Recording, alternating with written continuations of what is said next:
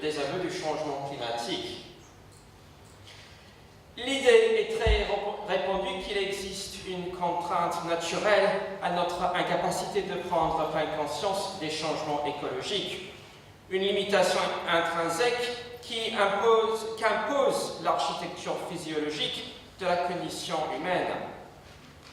Le titre d'un livre de l'écologiste George Marshall, qui rassemble beaucoup de recherches récentes sur le domaine de la psychologie sociale et évolutionniste, capte très bien cette contrainte dite naturelle.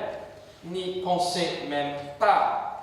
Pourquoi nos cerveaux sont programmés pour ignorer le changement climatique? Une certaine tendance à minimiser la gravité de la hausse des émissions de carbone, de nous fermer les yeux et espérer que tout ira pour le mieux, s'interprète, selon la découverte expérimentale, que nous mettons un accent disproportionné sur la certitude absolue. À titre d'exemple, quand il nous convient d'insuffler une lueur d'espoir, nous jetons le doute exagéré sur la probabilité que la pire des scénarios ait lieu. L'origine supposée de cette sorte d'actualisation hyperbolique nous ramène à l'époque du Pléistocène tardif, pendant lequel a évolué l'homme anatomiquement moderne, époque où les menaces principales auxquelles adoptait notre physiologie tendaient à être concrètes, avec la forme de la mégafaune et non posée par le climat de plus en plus stable. Pour le philosophe américain Dale Jameson, le problème le plus compliqué de la crise climatique provient de ce que notre patrimoine biologique rend difficile de régler, voire même de reconnaître, des crises qui se présentent sous forme statistique, comme les prévisions de l'augmentation des températures et des niveaux de la mer. Celles ne correspondent pas à l'espèce de mouvement dramatique perceptible des objets de taille moyenne dans le demi-fond envers lesquels notre cerveau est structurellement biaisé. À l'encontre de ce biais cognitif, le climat est ce que Timothy Morton appelle un hyper-objet, c'est-à-dire un objet trop non local et trop massivement distribué dans l'espace et le temps pour être directement phénoménalisable.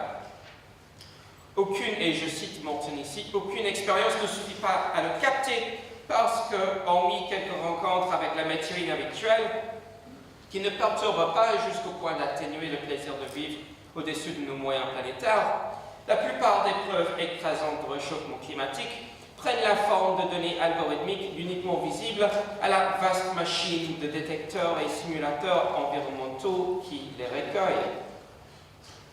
C'est notre insuffisance physiologique qui nous rend dépendantes de la technique et de l'expérience artefactuelle du climat. Et c'est aussi cette constitution artefactuelle qui nous laisse susceptibles à l'exploitation par ceux qui veulent pousser l'écologie aux marges de la politique. Quoi que soient les limites structurelles de notre capacité physiologique de soigner la planète, notre défaut n'est pas simplement naturel, puisqu'il est réitéré et réinscrit par les technologies qui conditionnent notre réponse affective au spectacle de la dégradation écologique. Il est à cette sorte d'impasse que le transhumanisme se proposerait comme solution souhaitable, avec ses idées farfelues d'amélioration génétique ou technologie pour dépasser des contraintes évoluées cognitives qui sous-tendent notre incapacité de faire sens du climat. Mais à quoi sert une langue rendue sensible au taux de carbone dans l'atmosphère? À quoi sert la géo-ingénierie computationnelle si elle n'exacerbe que la suspicion de manipulation technologique des médias libéraux dont parlait tout à l'heure Donald Trump, et dont l'expertise et les évocations de la crise paraissent aller de pair avec l'emprise resserrée de l'oligarchie. L'effondrement fondamental de confiance qui rend la politique contemporaine de plus en plus toxique, surtout quand il s'agit de l'expérience différée dans l'hypothèse qui expérimente à notre place, ne peut se penser avec un A, ne peut se penser comme palliant ce que Jacques Rancière appelle un partage du sensible profondément inégal. À cette fin, les consommateurs sceptiques, démotivés et souvent épuisés de l'Anthropocène doivent devenir participants actifs dans la production et analyse des expériences qu'il ne faut plus désavouer. Alors, le climat comme objet de l'expérience phénoméno-technique. Les instruments techniques nous permettent d'éprouver ce qui nous échapperait sans eux. Comme le dit Bernard Stiegler en s'appuyant sur la logique de Jacques Derrida, les artefacts sont ainsi des conditions expérientielles de la possibilité et de l'impossibilité. Les conditions sine qua non de notre accès au monde qui n'existe qu'en raison de la médiation technique. Bachelard décrit les instruments et les théories d'expérimentation comme phénoménotechniques qui constituent la réalité artificielle des phénomènes scientifiques. On dit que la technologie décide quelles entités sont réelles, avec Bernard Stiegler ajoutant que la performativité de la décision à travers la technique dépend aussi des normes culturelles de leur adoption. Par titre d'exemple, les transformations de l'expérience que produit la technique sont au cœur de la constitution technique de la nature qui étudie les sciences du climat. Grâce aux instruments tels que ce qu'on voit sur l'écran ici, tels que le détecteur à capture d'électrons inventé par James Lovelock, nous savons que ce n'est pas seulement l'activité métabolique des organismes qui contribue aux couches gazeuses qui entourent la Terre. Déployé pour la première fois en 1956, le détecteur à capture d'électrons utilise la chromatographie en phase gazeuse pour identifier les traces de pesticides, de CFC et d'oxyde nitreux dans l'air. Il est reconnu comme un des deux technologies responsables d'avoir découvert le climat global comme objet de connaissance scientifique. La deuxième de ces technologies est les photographies de la Terre vues de l'espace captées depuis l'Apollo 8 en 1968.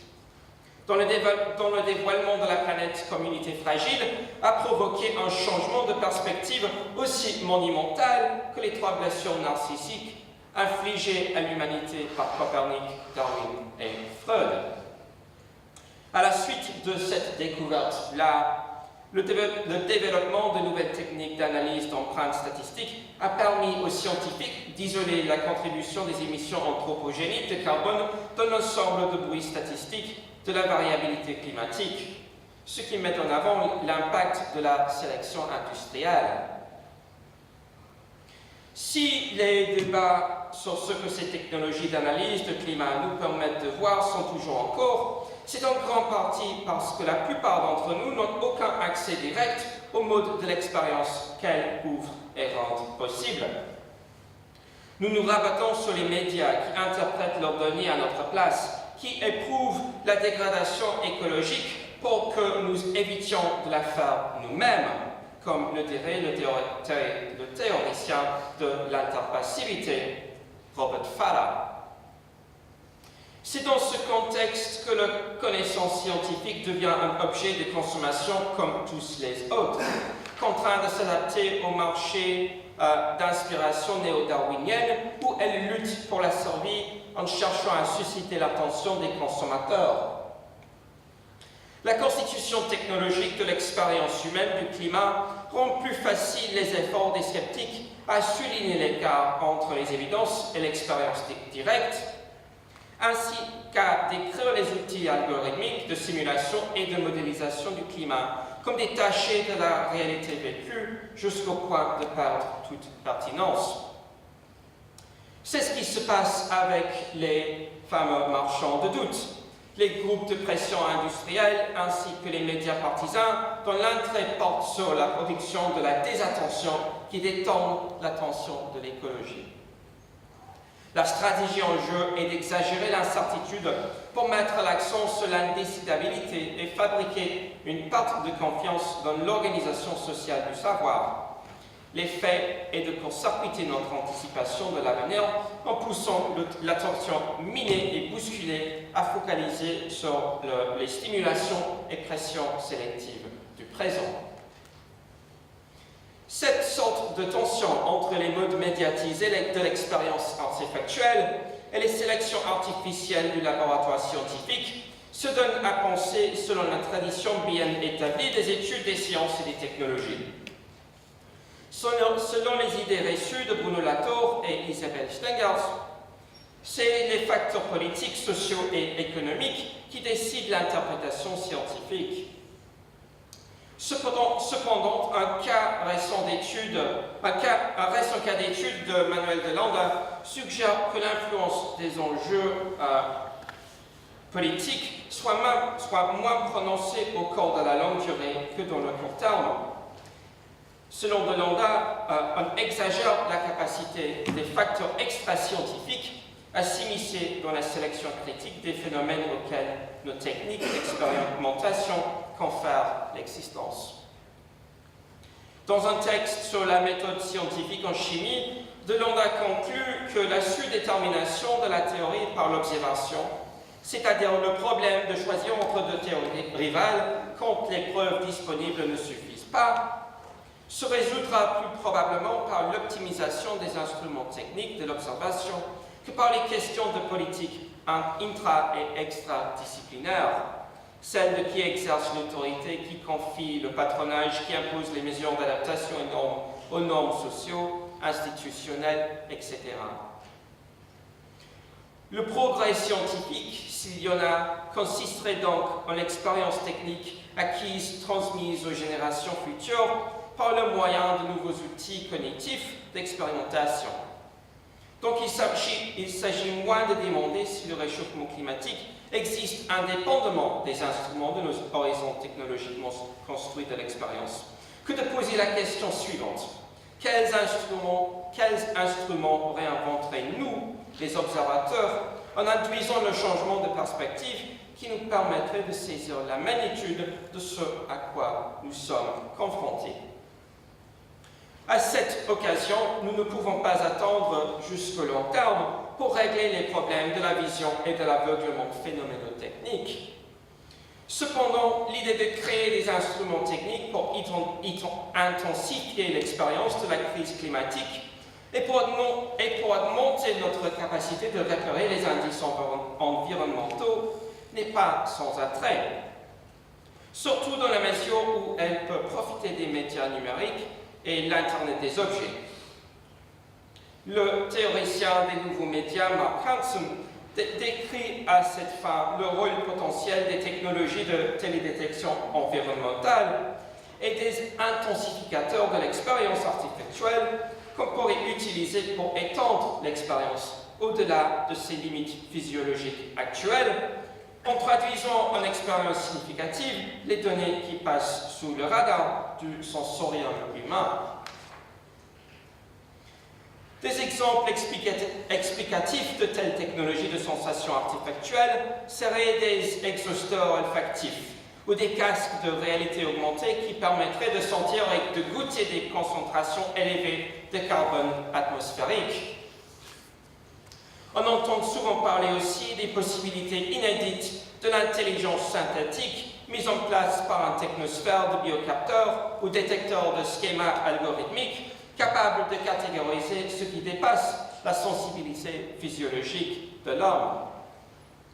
De là, il n'y a qu'un pas à franchir jusqu'aux fantaisies transhumanistes de transplantation génétique ou greffe de micropuces pour sensibiliser davantage ou encore désensibiliser les sens au milieu écologique de plus en plus hostile.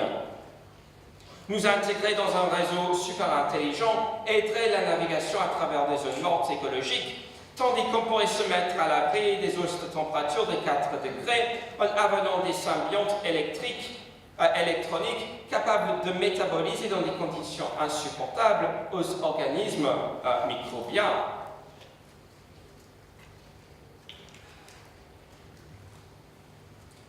La question fondamentale concerne le partage de ces solutions technologiques.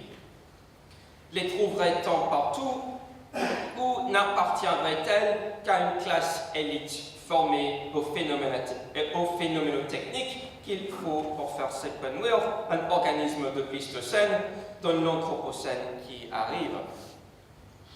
Même si elles étaient universellement disponibles, est-ce que ces technologies éviteraient que les soupçons de fonctionner comme outil de l'inculcation idéologique?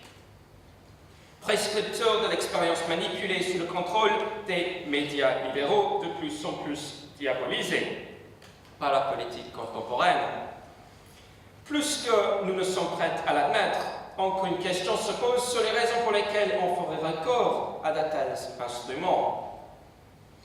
Voilà la logique circulaire d'un pharmacone dont la valeur thérapeutique ne devient apparente qu'avec la prise de médicaments dont le patient potentiel tend à ne pas comprendre la nécessité. Alors, passons à la fabrication du désaveu.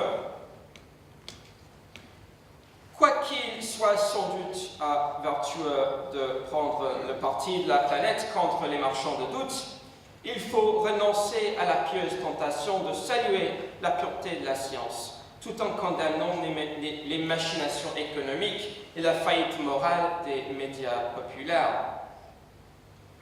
Le prix d'y succomber est le durcissement de l'aliénation, ainsi que l'absence de l'expérience phénoménotechnique partagée qui, en premier lieu, rend possible l'exploitation industrielle de notre défaut expérientiel physiologique. Un des tropes définitifs de notre politique contemporaine médiatique concerne le sentiment de lassitude à l'égard des experts, le mépris croissant envers les spécialistes qualifiés qu'on accuse d'être complices de la subordination de la volonté démocratique au contrôle technocratique. Les mouvements anti-intellectuels qui caractérisent les ruptures démagogiques de Brexit et de Donald Trump font émerger une tendance qu'on voit depuis longtemps avec la politique environnementale, c'est-à-dire le rejet de toute invocation de crise comme une tentative de déployer des connaissances privilégiées pour piétiner les intuitions politiques du public. L'effet de ressentiment qui en résulte ressemble fortement à la situation que décrit Philippe Barrière. On a déjà discuté ce livre ici par rapport à les réponses de Bernard Stiegler à l'intervention de Hélène Miallet. Alors, l'effet de ressentiment qui en résulte ressemble fortement à la situation que décrit Philippe Barrière, diabétique et diabétologue amateur, qui raconte ses relations difficiles avec l'établissement médical indifférent à son expérience subjective de la maladie. Dans La blessure et la force de 2010, le livre qui analyse son évolution de patient désobéissant et en plein déni vers participant actif à son propre guérison. Barrière critique l'approche excessivement techniciste de la médecine actuelle, qui fuit l'affectivité et la subjectivité en se réfugiant de la pure objectivation du malade.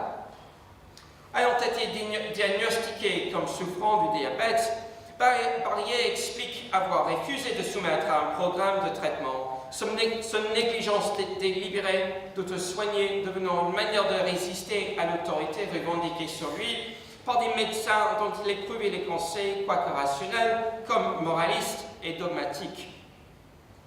Leur savoir-faire technique ne produisait en lui que l'aliénation, un écart profond entre l'oppression de la perspective objective des sciences médicales et la souffrance relativement asymptotique qu'il vivait lui-même.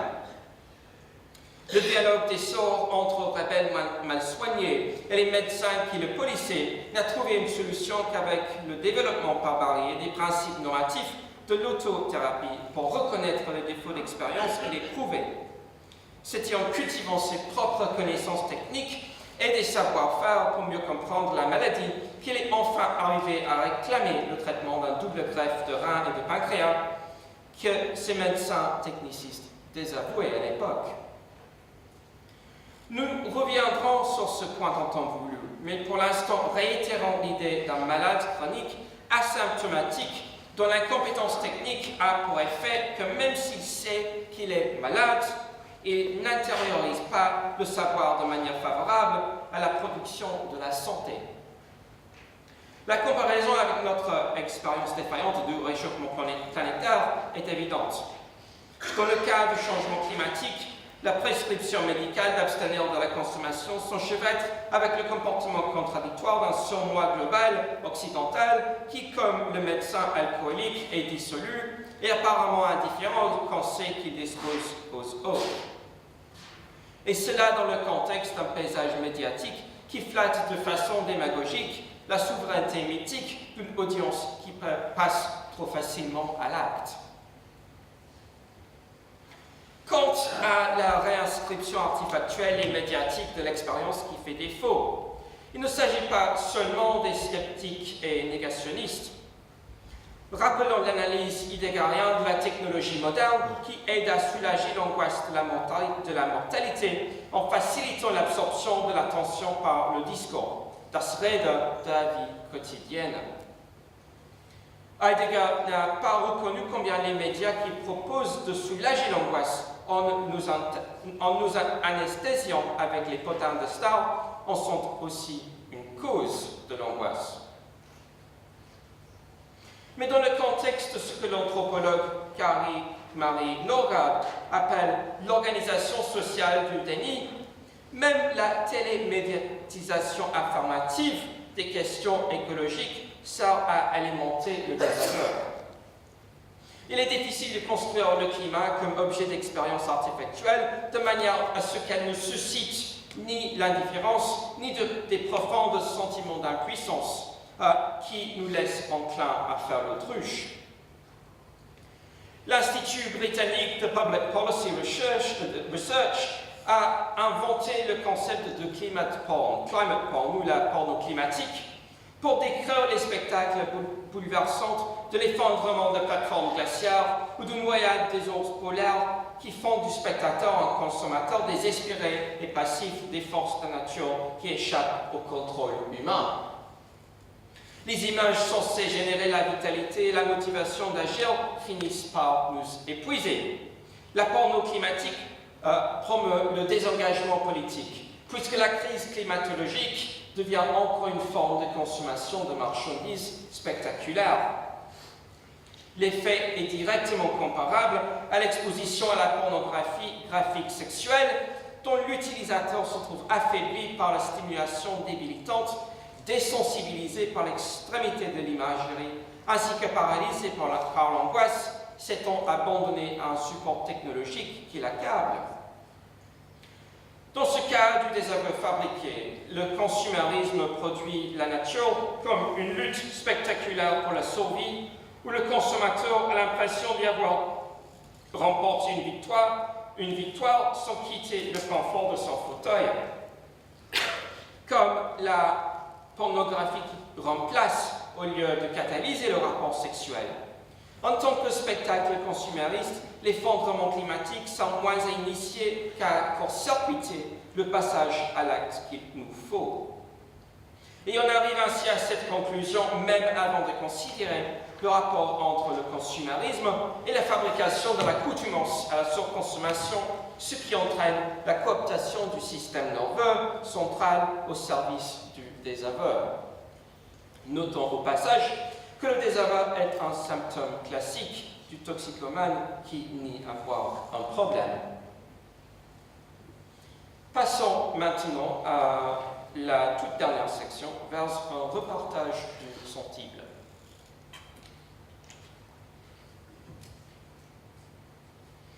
Au cœur de ce doublement de contraintes physiologiques et dépendance de l'expérience artefactuellement construite, et ce que Jacques Rancière appelle le partage du sensible. Dans une analyse percutante de fonctionnement de l'ordre technosymbolique, Rancière déploie le concept du partage du sensible pour expliquer combien la participation à la construction de la société produit en fond commun d'expériences esthétiques partagées. Il soutient que dans une communauté démocratique fonctionnelle, il y aura un accord ontologique de base sur ce que ses membres reconnaissent comme existant. Un partage égalitaire des outils de la perception techniquement étendue fournira les conditions de base de l'expérience partagée. Il est déjà difficile d'arriver à un tel consensus esthétique dans le cas du changement climatique. L'invisibilité naturelle, comme le remarque Ulrich Beck, veut dire que les plus affligés dépendent des moyens administratifs et scientifiques de visibilité, ainsi que le contre-pouvoir des experts indépendants pour dépasser les limites de notre incapacité physiologique de le ressentir. L'enjeu fondamental du désaveu et du négationnisme écologique n'est donc pas le consensus scientifique, mais la dégradation de l'efficacité symbolique, c'est-à-dire du rapport entre nos techniques et notre confiance dans les expériences qu'elles conditionnent. La capacité culturelle d'expérience se produit avec le cumul et la transmission des phénomènes techniques. Des outils qui, en créant des objets d'expérience, génèrent les savoirs à travers lesquels la subjectivité peut se réinventer. Nous voyons jusqu'à quel point le processus de transmission culturelle peut être court-circuité quand la production des techniques en quelles consiste le savoir n'est pas entreprise par les sujets qui transformera, mais par les prescriptions expérientielles, soit du marché, soit d'une élite techniciste, au jugement de laquelle nous sommes censés nous remettre. S'il y a une question de confiance ici, elle entre en jeu là où la phénoménotechnologie ne permet pas la possibilité de participation à ceux qu'on entend d'accepter les expériences qu'elle crée, ne laisse aucune place pour qu'on interprète soi-même ce qui excède et échappe au sensorium prolétarisé. Plus l'organisation sociale des outils cognitifs se détache des gens dont ils transforment les sens, plus la production technique de l'expérience est inégalitaire. La participation à l'ordre symbolique se réduit à la consommation marginalisée, où le fonds commun de savoir partagé cède sa place à la stimulation fabriquée pour augmenter la consommation. Ce n'est pas seulement que le public non spécialiste n'a pas d'accès aux instruments scientifiques à travers lesquels la communauté scientifique éprouve l'effondrement climatique. Des forces qui déploient la technologie pour exclure et pour rompre le consensus esthétique ébranlent la possibilité que le public décide d'un ensemble de données consensuellement reconnues. On peut quand même trouver des efforts notables pour renverser le déficit expérientiel qui nous laisse tellement dépendants de l'organisation médiatique des technologies de l'expérience. Le retour des communs esthétiques est rouvert par l'émergence des mouvements de sciences ouvertes et citoyennes organisés autour de la transmission et partage libre des savoirs acquis. À peu près équivalente à ce que Bernard Stiegler appelle la recherche contributive, le but des sciences citoyennes est de promouvoir la participation publique à l'expérimentation scientifique, en invitant par exemple les bénévoles à contribuer au positionnement et aux maintenance des équipements de collecte de données.